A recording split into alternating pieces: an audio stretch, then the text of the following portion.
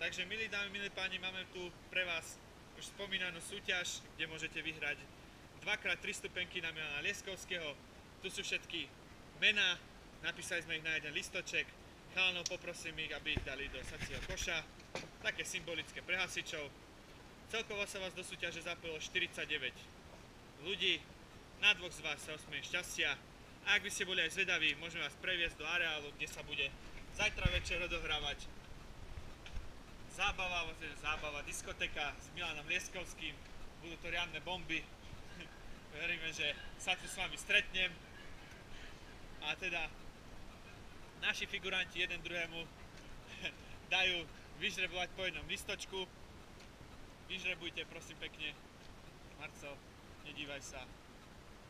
Ruky mal čisté, videli ste. Jeden listoček. Prinies ho pred kameru. Normálne na kameru. Takže prvým výhercom Zdeno Chvalník. Zdeno Chvalník a teraz opačne. Vyťahni si rukav, nech vidno, že tam si nič nemal. Zdeno Chvalník. A druhý bude Kristín. Kristín, si druhá víťazka. Gratulujeme. Informácie večer budú na Facebooku.